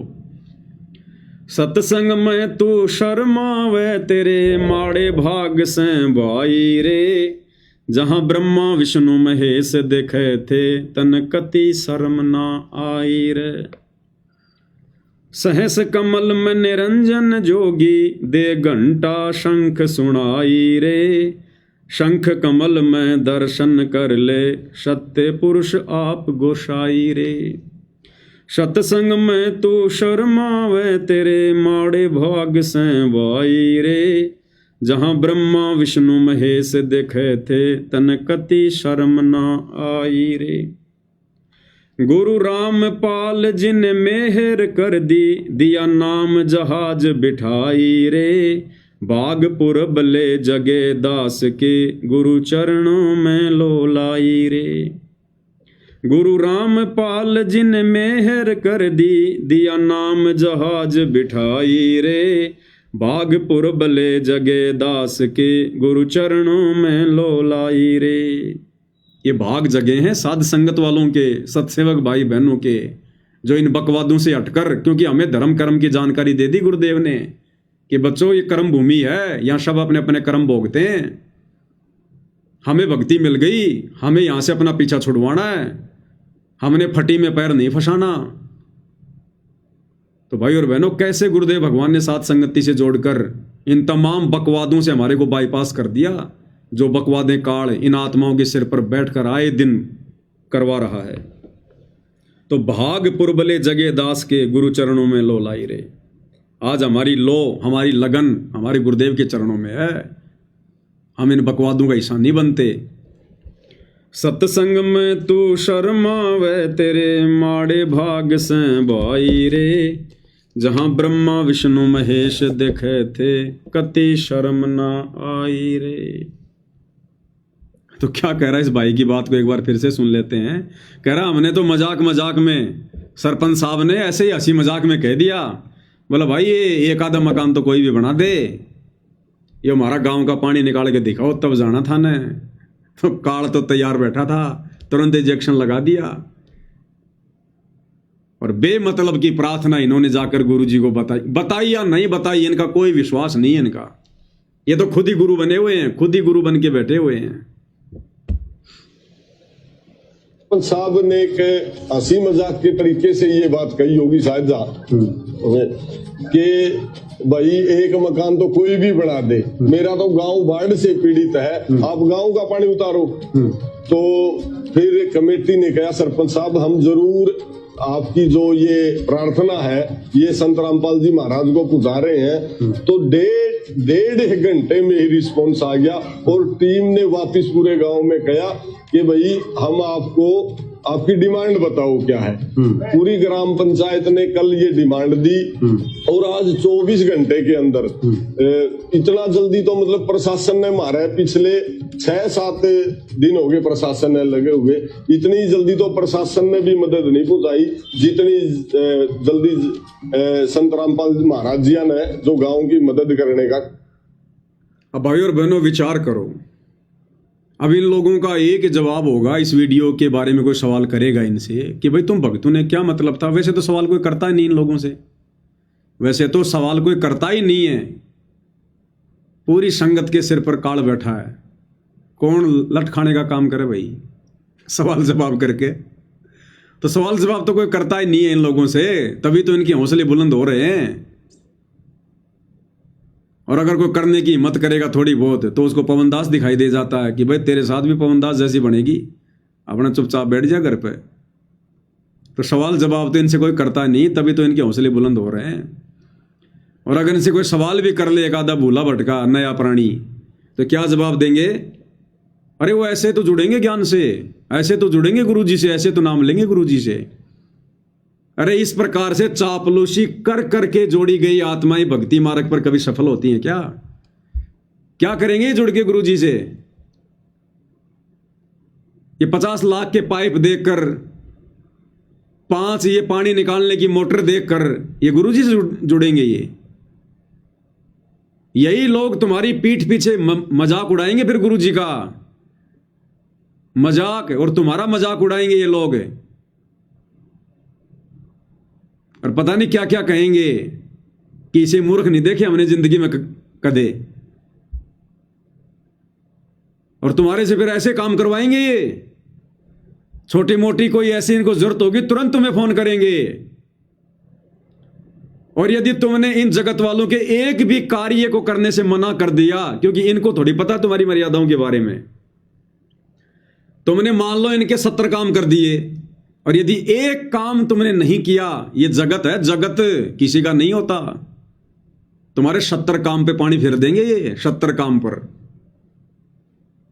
और क्या न्याल करेंगे फिर ये नाम लेके, अरे ज्ञान समझ के थोड़ी नाम लेंगे फिर ये तो ये सोच कर लेंगे कि बाबा रामपाल ने हमारे गांव की मदद करी, चलो ले लेते हैं नाम, देखांगे। और कौन सी मर्यादा निभाएंगे फिर ये, नाम भी लेंगे तो फॉर्मेलिटी के लिए, कोई इक्का दुक्का अगर नाम भी ले लेगा इस गांव का तो फॉर्मेलिटी के लिए, काम उसने सारे फिर वही करने हैं।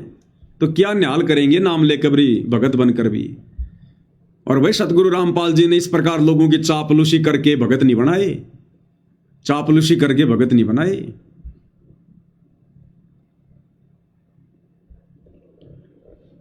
तो भाई और बहनों, आप और हम सत्सेवकों के ऊपर परमात्मा की बहुत बड़ी मेहर है, बहुत बड़ी रजा है। आए दिन इनके कुकर्मों को देखकर, भक्ति विरुद्ध मर्यादा तोड़वाने वाले कर्मों को देखकर आप और हमें कितनी दृढ़ता मिल रही है, कितनी सावधानी बरत रहे हैं हम।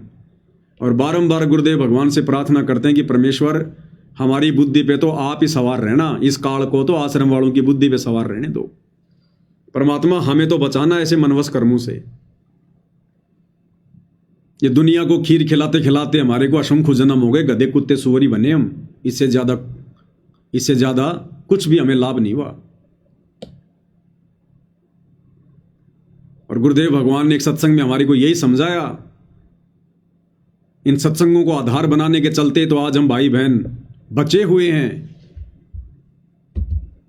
इस सत्संग में गुरुदेव भगवान ने हमें एक छोटी सी कथा सुनाई है, छोटी सी कथा, और बार बार सुनाते हैं गुरुदेव, लेकिन निष्कर्ष क्या होता है इन कथाओं का। एक दरोगा की कथा सुनाई गुरुदेव ने, एक दरोगा और उसके मित्र की। सत्संग तो हम सब ने कई बार सुन रखा है, लेकिन अब काम आएंगे ये कथाएं हमारे। शिक्षा क्या है अब समझ में आएगी। एक व्यक्ति था, वो किसी थानेदार का मित्र था, दरोगा का, एसएचओ का, और उस व्यक्ति का पड़ोसी उसको दुखी करता था, लड़ाई झगड़ा करता था। एक दिन उसने जाकर थाने में अपने मित्र दरोगा से कह दिया कि ऐसे ऐसे मेरा मित्र है पड़ोसी, मुझे बहुत दुखी करता है। वो दरोगा ने क्या कहा कि तुम मार उसके सिर में लठ, मैं अपने आप देख लूंगा। अब उस व्यक्ति ने अपने मित्र की बात को मानकर और राजा के संविधान को तोड़ दिया और अपने पड़ोसी के साथ में झगड़ा करके उसके सिर में लठ मार दिया। लठ मारते ही वो मर गया। मरने के बाद में जब जांच पड़ताल हुई तो राजा ने, सरकार ने उसी क्षेत्र के उसी दरोगा को, जो उसका मित्र था, उस दरोगा को भेजा कि उसको पकड़ के लेके आ, क्योंकि वो उसी के क्षेत्र में था। वो आदेश देने वाला ही फिर उसके हाथ में हथकड़ियां डाल के उसको पकड़ के लेके जा रहा है, क्योंकि उसने एक व्यक्ति के कहने पर, अपने मित्र के कहने पर राजा का विधान तोड़ दिया। सजा का भागी हुआ, फांसी टूटी उसको। अब ये कथाएं आज हमें समझ में आएंगी। ये बरवाला कांड 2014 हमारे ही मित्र, हमारे ही गुरु भाई सतलोक आश्रम वाले, जो आए दिन भगत समाज की मर्यादाएं तोड़वा रहे हैं, काल प्रेरणा से तरह तरह के भक्ति विरुद्ध कुकर्म करवा रहे हैं। कभी स्टेडियम बनवाते हैं, कभी आश्रमों में हॉस्पिटल खुलवाते हैं, कभी जाटों की धर्मशाला बनवा रहे हैं, कभी गुंडों की सीबीआई जांच करवा रहे हैं, अयोध्या में भंडारा लगवा रहे हैं आन उपासकों के लिए, आरक्षण में भक्तों को बैठा रहे हैं, चंदे में भक्तों का दान का पैसा लुटा रहे हैं, बर्बाद कर रहे हैं। आन उपासना में भक्तों को भेज रहे हैं परशुराम की जयंती में, नकली कबीर पंथियों की जयंती में सिरसा अनाज मंडी भेज रहे हैं, और भी ना जाने तरह तरह के कर्म। और नादान संगत ने इन लोगों की बातों में आकर और परमात्मा का संविधान तोड़ दिया। इन दरोगा रूपी कोऑर्डिनेटरों के कहने पर, इन दरोगा रूपी गुरुदेव के कलयुगी परिवार के कहने पर इस नादान संगत ने राजा का संविधान तोड़ दिया, भगवान का, सतगुरु का, कबीर भगवान का। सतनाम के नियम में गुरुदेव ने लिखा है कि बच्चों हमने तो कोई गेम भी नहीं खेलना मोबाइल में भी, और इन्होंने धनाना गांव में स्टेडियम बनवा दिया बैडमिंटन का।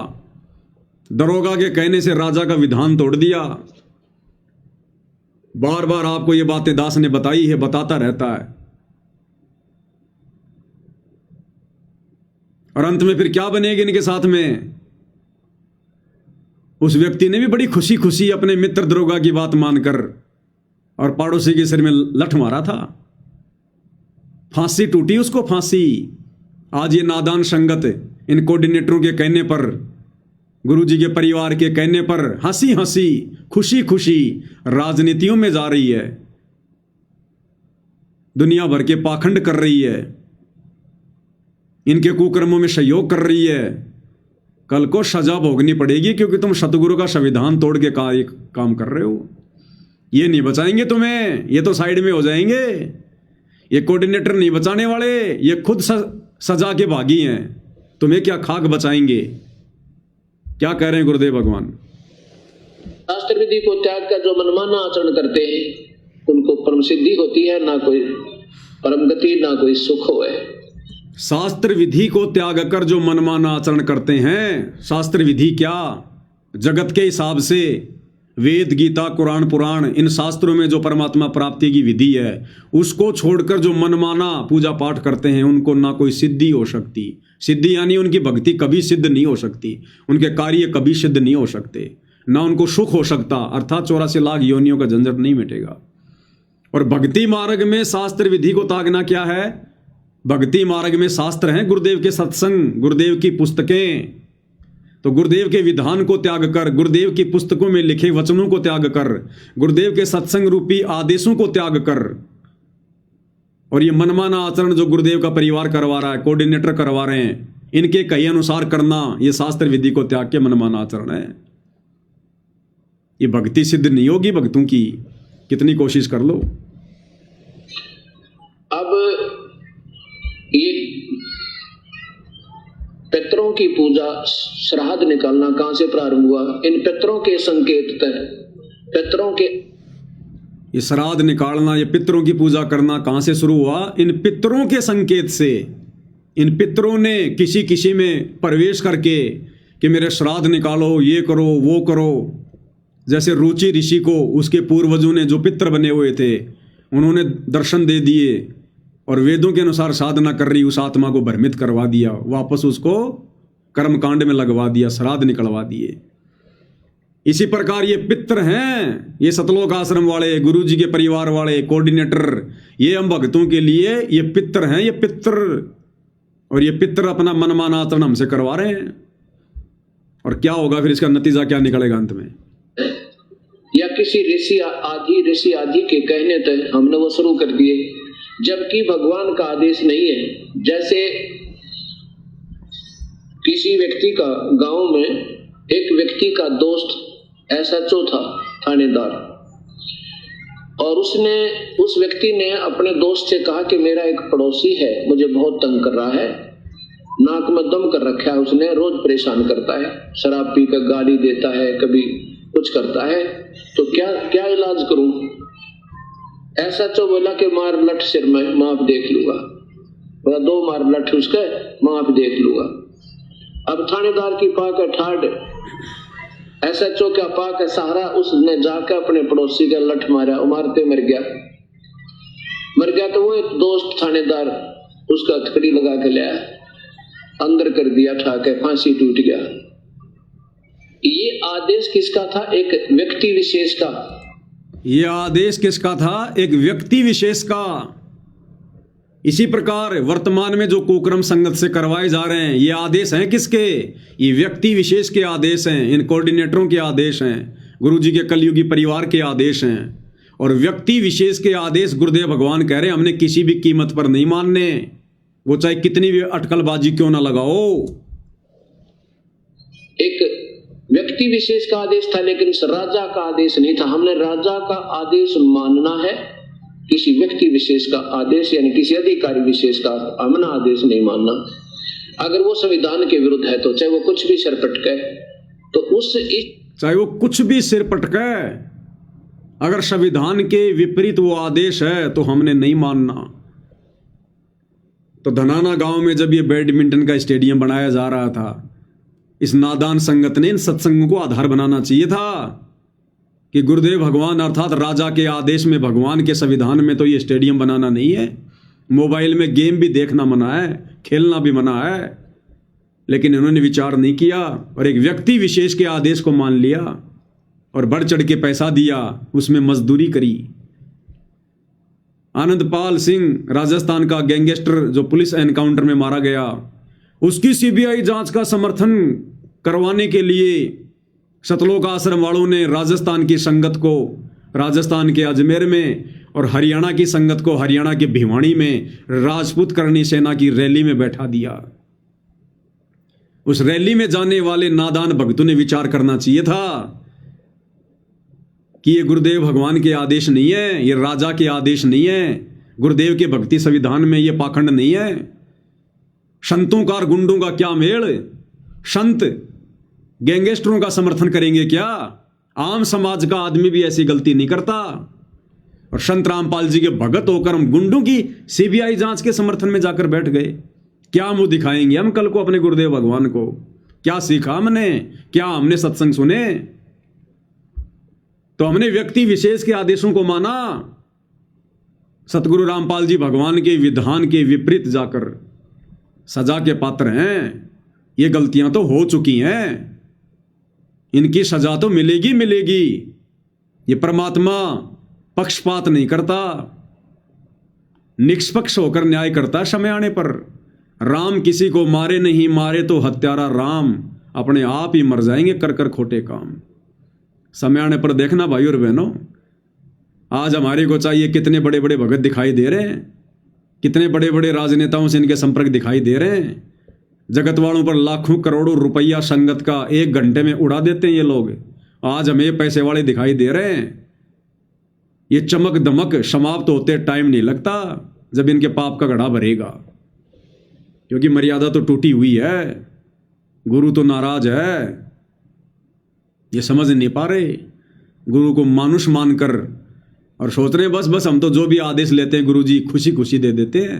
अरे परीक्षा चल रही है, इस परीक्षा के समय में बच्चा पूछेगा कि मेरे बाप का नाम रामलाल की जगह श्यामलाल लिख दूं क्या? तो गुरु ये कहेगा बेटा लिख दे।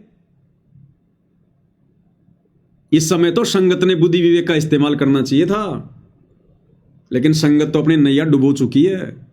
अब तो भाई परिणाम शेष है, 90% परीक्षा समाप्त हो चुकी है। अब तुम चाकर भी भगत बनना चाहोगे तो भी नहीं बन पाओगे। चाकर भी तुम इतना पीछे जा चुके हो, इतना पीछे।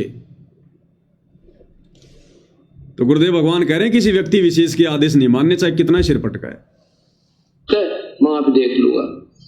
अब थानेदार की पाक है ठाड, SHO का पाक है सहारा, उसने जाकर अपने पड़ोसी का लठ मारा, उमारते मर गया।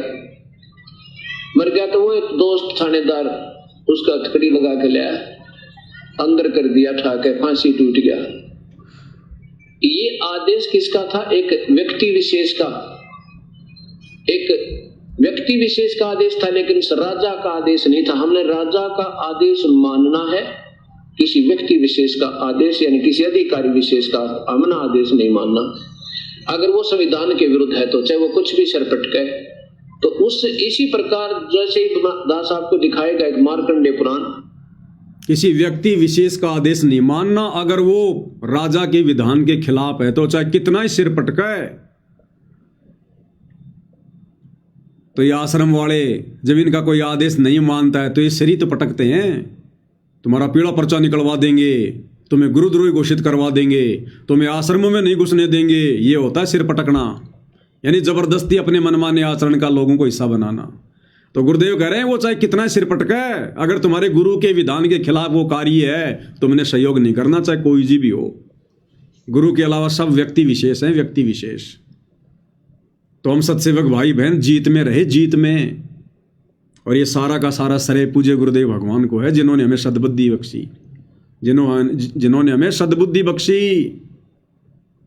क्योंकि हमने गुरु के सत्संगों को भगवान माना, गुरु की गैर हाजिरी में गुरु जी की पुस्तकों को हमने भगवान माना, उन पुस्तकों में लिखे आदेशों को हमने सर्वोपरि माना, सत्संगों में दिए गए आदेशों को हमने सर्वप्रथम माना। किसी व्यक्ति विशेष के आदेश नहीं माने हमने। भले हमारे को गालियां खानी पड़ी, धमकियां सहन करनी पड़ी, मुकदमे सहन करने पड़े, जेल जाना पड़ा, मार पिटाई खानी पड़ी, लेकिन हमने व्यक्ति विशेष के आदेशों को स्वीकार नहीं किया। और इसका नतीजा आज गुरुदेव भगवान ने हमें भक्ति की ऊंचाइयों पर बैठा रखा है। एक सत्संग में क्या कह रहे हैं गुरुदेव भगवान?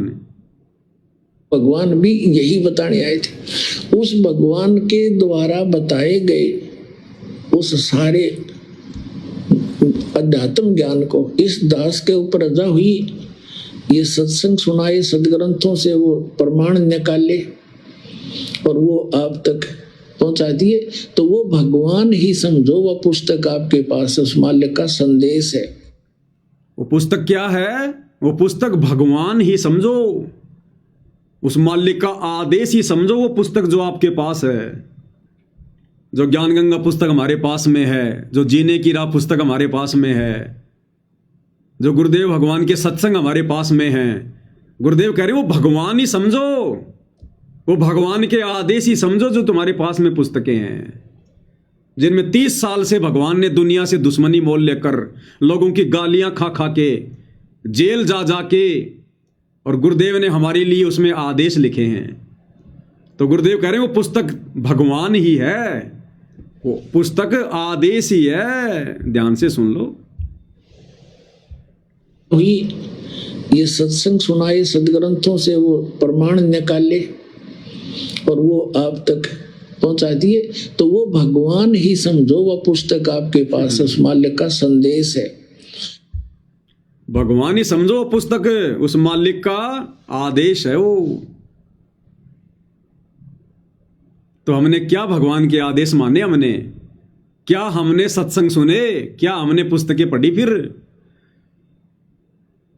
गुरुदेव कह रहे हैं उन पुस्तकों को ही भगवान मानो, भगवान का आदेश है वो पुस्तकें। कल को गुरुदेव भगवान नहीं रहेंगे तब भी इन पुस्तकों में लिखे आदेश को ही दुनिया मानेगी, इन सत्संगों के आदेशों पर ही दुनिया चलेगी। फिर शतलोक जाकर कौन प्रार्थना लगाएगा गांव वालों की, जब यहां पर बाढ़ आएगी कि गुरुजी गांव वालों का पानी निकाल दे क्या? तब कौन जाएगा शतलोक? 1.5 घंटे में कैसे आदेश आएगा? तो भाई और बहनों, आप और हमने ज्ञान को आधार बनाया, पुस्तकों को अपना गुरु बनाया, अपना भगवान बनाया। इन पुस्तकों में, सत्संगों में छुपे आदेशों को, गुरुदेव की मर्यादाओं को हमने सर्वोपरि माना। इसलिए आज गुरुदेव भगवान हम सत्सेवकों को अपने गोद में उठा के चल रहे हैं, अपने गोद में उठा के। हमसे जरा भी मर्यादा में त्रुटि नहीं होने दे रहे गुरुदेव भगवान, क्योंकि ये समय ही मर्यादाओं में रहकर भक्ति करने का है, गुरु को प्रसन्न करने का है। और काल तो भाई बकवाद करवाएगा, वो तो बराबर की शक्ति है, अपने स्तर पर वो भी बराबर की शक्ति है, बराबर का जोर लगा रहा है, वो दिखाई नहीं दे रहा, लेकिन भगवान से भी ज्यादा प्रयास वो कर रहा है, भगवान से भी ज्यादा चिंता उस काल को है। तो वो कैसे भक्ति करने देगा भाई? वो तो शहर में झाड़ू लगवाएगा, कचरा साफ करवाएगा, दुनिया भर की धूल मिट्टी तुम्हें खिलाएगा, दुनिया का पानी निकलवाएगा, गुंडों की सीबीआई जांच में बैठाएगा, आरक्षणों में बैठाएगा, तुम्हारा समय बर्बाद करवाएगा, तुमसे आन उपासना का हिस्सा बनवाएगा, तुमसे लोगों की धर्मशाला बनवाएगा, लोगों के मकान बनवाएगा, तुम्हारा समय और समाशय बर्बाद करवाएगा, तुम्हारे दान धर्म का दुरुपयोग करवाएगा।